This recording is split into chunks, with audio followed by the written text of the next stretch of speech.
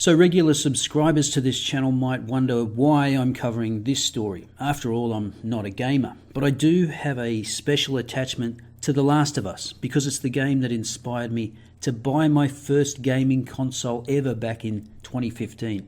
Not that I hadn't played computer games before. My parents bought my brother and I an Atari console one Christmas, I think about 1982, and I grew up in the era when arcade games were all the rage. But the PS4 is the first gaming console I ever bought for myself, and that purchase was inspired by playing The Last of Us.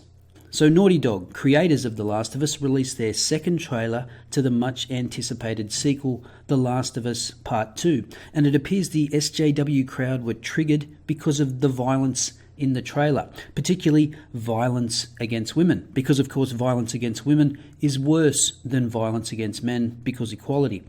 So apologies in advance to the gamers out there who know the backstory of The Last of Us, but I think it's important for those that don't. The Last of Us is set in a post-apocalyptic world brought on by a worldwide pandemic. Think World War Z or I Am Legend. The majority of the population are infected with a mutant strain of the cordyceps fungus that renders anyone infected insane and extremely aggressive. If attacked and bitten by the infected, the victim will also become infected. So accordingly, there's a total breakdown of society, and the military have instituted a brutal form of martial law. Those that aren't infected live inside the quarantine zone. Outside the quarantine zone where the infected roam, there are also gangs of criminals known as hunters and a militia called the Fireflies that have formed in response to military oppression.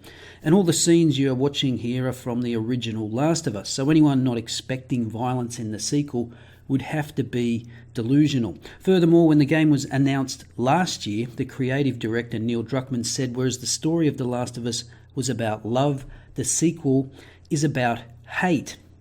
Yeah, if the first game was really like the core of it, the theme was about the love between these two characters and how we build that through story, music, interaction, gameplay, mechanics.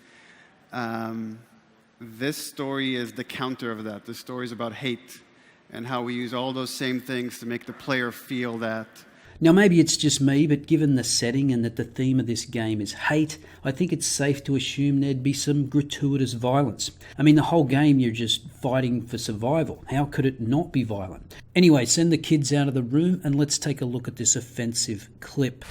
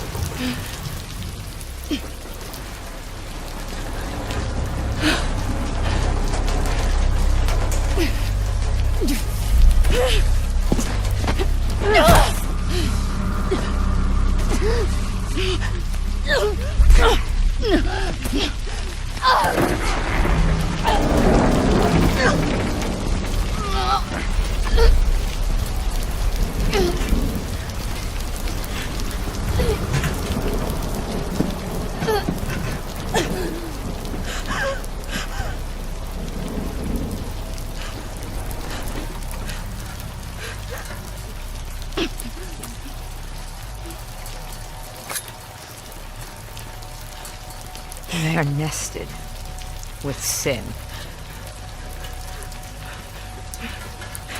Free them, that they may know my...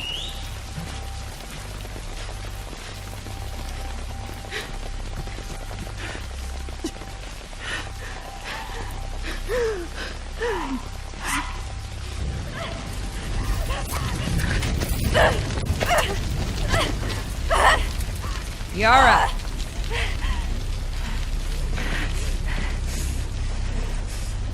Where is the other apostate?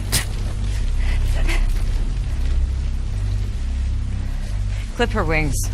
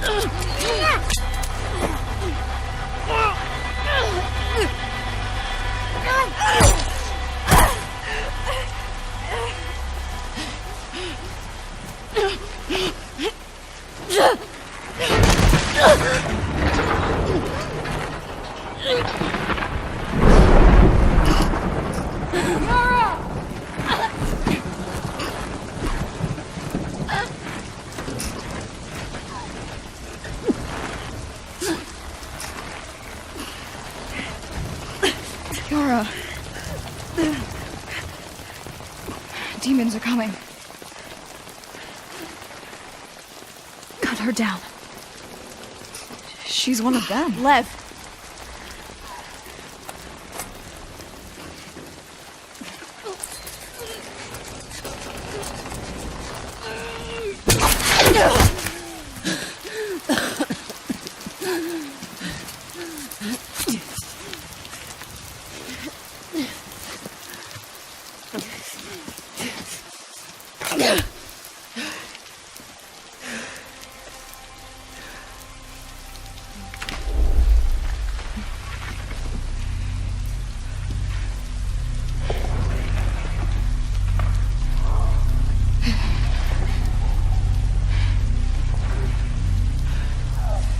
Watch your backs.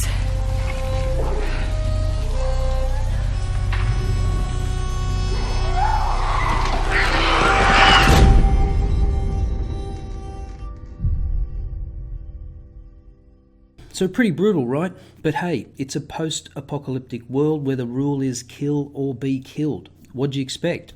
Anyway, let's have a look at the response from the cry bullies. Here's some tweets from a particularly fragile young man.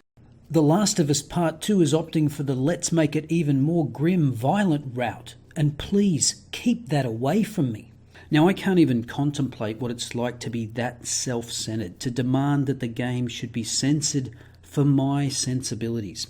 And I don't know that it's any more bleak than the first game when Joel tortures a man, kills him, and then beats his friend to death with a pipe. And what's wrong with bleak anyway? It's a post-apocalyptic world. If the storyline was about rescuing puppies, nobody would want to play it. Here's regressive number 2. I love The Last of Us, but hey, maybe don't just show women being tortured for your game. But it's okay to show men being tortured in the first game because equality. Got it. And of course, what would objections to violence against women be without your token white knight? I mean, you can think the violence is lazy if you like, but the fact that it's against women is superfluous unless, of course, you want to signal your virtue to the women's. But enough of these tweeting twats. How about that bastion of gaming objectivity, Polygon? Stop using extreme violence to sell your game. I'd really like to know where you get the audacity to tell other people what they should or shouldn't do with their own creations. Bones bludgeoned with hammers, a noose wrapped tightly around a struggling woman's neck, the blade of a knife pressed into a vulnerable stomach. Notice she doesn't mention any of the things that happen to the men. The gruesome imagery Naughty Dog manages to cram into a 5-minute trailer for The Last of Us Part 2 is physically uncomfortable to sit through. For you, when you have a feeling, that's yours. You don't speak for everyone else. The victims of the vicious assault, 2 women, are unnamed. It's not clear why we're watching 2 people be tortured, but we're asked to take in the extreme violence under the assumption that we'll be rewarded with more information for doing so. That information never comes, however, and all we're left with is residual nausea. No, you're left with residual nausea. Now, I agree there isn't much to go on here, but this is a sequel. It's not like it's a completely new game, and you did get context from the first trailer when the project was announced late last year. We know Ellie is a few years older, and she's out for revenge, for who knows what we don't know yet. Naughty Dog likes to keep people guessing. They went as far as telling people in the first game that you'd never get to play as Ellie, which of course you do. They deliberately lied about it for the surprise factor. They don't give you much information here, but there's plenty to speculate about. People are already guessing that the woman that gets strung up could possibly be Ellie's mum. Her crime? She's nested with sin, most probably pregnant. The woman calling the shots asks Yara, where is the other apostate? So clearly they've turned on this cultish group. And no doubt if there were more explanation, some would complain they're giving too much away. The violence is particularly upsetting as it features the assault of women. No, violence is violence. Doesn't matter who the recipient is, only a sexist would make it a gender issue. The volatile imagery used in the trailer to underline the heinous acts being committed are familiar scenes to us. We've seen this play out in other TV shows or movies before and in real life. 35% of women have experienced violence at the hands of another person in their lifetime, according to the 2017 report from the United Nations. And what's the number for men? In Australia, it's 50%, but that's okay. It's all about the women's. The fact that the antagonist is a woman herself does little to undercut what this trailer is on its most blunt level, an extended sequence of brutal and unexplained violence against women being used to thrill the viewer and ultimately sell a video game. Now I just want to remind everyone that 3 people die in this clip, 2 men and 1 woman. One man is shot by a young, what I think is a male with a bow and arrow. The other is killed by a young girl, and the woman is also killed by the girl with the aid of the woman being strung up. And of course, the young girl has her arm brutally bashed and broken. And let's remember who was directing all the torture. A woman. But if you're overtly sexist, all that matters is that women are being hurt. Now, the rest of this article is one ill-thought-out diatribe of female victimhood. She brings up the X-Men Apocalypse billboard, which the cowards at Fox later apologise for, which they shouldn't have. Again, presumably a male being grabbed by the neck would have been fine. And she ends with this. The new Last of Us Part 2 trailer was supposed to introduce new characters including Yara and possibly even Ellie's mum, but all we met were victims of abuse. We met ideas of what women should be in games like this, not actual women. The projection is strong with this one. I mean, you have female victims, you have courage, bravery, psychopathy, you have a range of snapshots of what women can be, but only an identitarian would focus on the victimhood. Anyway, moving on. This emotional weakling writing in Forbes confesses, the new Last of Us 2 trailer made me sick to my stomach. Well, at least he has the self-awareness to say me and not presume to speak for everybody else. I just found myself cringing while watching the video. The violence is incredibly brutal. If the entire game is this grim, I'm not sure how much I'll enjoy it. Better bring out the fainting couch for this delicate petal. I obviously can't judge the game based on a statement and a couple of trailers. Yep, so you could have stopped right there and it would have been fine. But it does make me a little nervous. Watching this trailer as one woman is hanged and another has her arm broken in multiple places with a hammer, I felt a little sick. I have thick skin. I play and enjoy many violent video games. This still made me feel uncomfortable. But a guy being shot through the face with a couple of arrows and getting an axe to the head, that didn't make you feel uncomfortable? I think you're full of shit and you're just white knighting. And how about this for arrogance? The Last of Us Part 2's trailer misses the point. How could it miss the point if the chief objection is you don't know what the point is? It seems like the marketing team either thought this trailer would whet the appetites of bloodthirsty fans or they released it to generate controversy.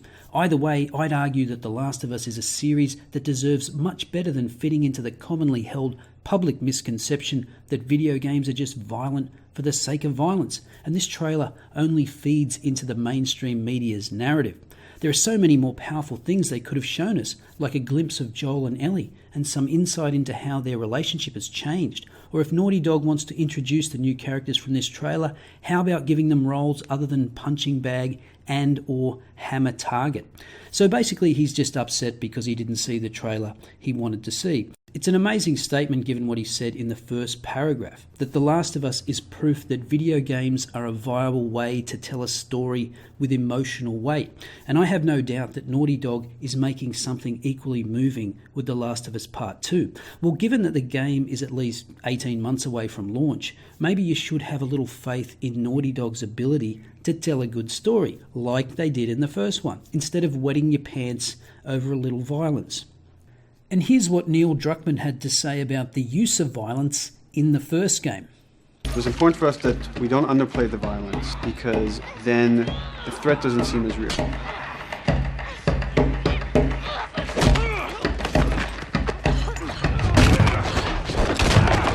So maybe it's worth trusting Naughty Dog that there's a justification for the level of violence.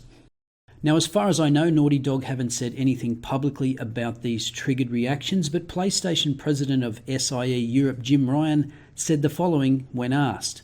The Last of Us obviously is a game made by adults to be played by adults. I should never prejudge this, but it will probably be rated 18, I think it's fair to say. And there's that market for those people who like that sort of game. Adults who like that sort of game. And I think we cater for that. And at the other end of the spectrum, there was Concrete Genie, which my 8-year-old decided was the game she would like to play very much. I think a platform holder provides a platform, and the people who make games, whether they're our own studios or third-party publishers, they bring the content to the platform. We provide the platform. We have to ensure the right content is played by the right people, of appropriate ages in particular. I thought The Last of Us Part 2 was a great way to end the show, and I feel very good about it. Well, isn't it refreshing to hear an adult speak? And if you go to the IGN YouTube clip, it appears it has been well received, judging by the likability ratio and the comments. Now, the big irony in all this, of course, is that Naughty Dog is on board with social justice generally. Neil Druckmann asked a focus tester to leave because he made sexist remarks about Uncharted 4. And in the original Last of Us, there are 3 strong female characters. And remember, that game came out in June of 2013, before Gamergate really blew up, and they'd been working on it since 2009. There was also a gay character in The Last of Us, although you had no idea until the end of that segment of the game that Bill was in fact gay. And the reason why the strong female roles and Bill the gay guy worked is because it was their characters that were compelling. The fact that Bill was gay and the women were strong wasn't relevant. It never felt forced down your throat. They were believable. Ellie was a 14-year-old girl, and that's how she fought. When playing as Ellie, if you tried to beat up men with your fists, you lost every single time. You had to use the bow or her knife. Here's how Druckmann described the process with respect to the female characters. I mean, we weren't consciously trying to pick male or female for characters. You just try to pick characters and just be honest with who they are. It almost doesn't matter, right? Joel's daughter could have been Joel's son. Ellie could have been a boy, and Joel might have been Tess. You could have swapped those roles, and I think the story would have still worked.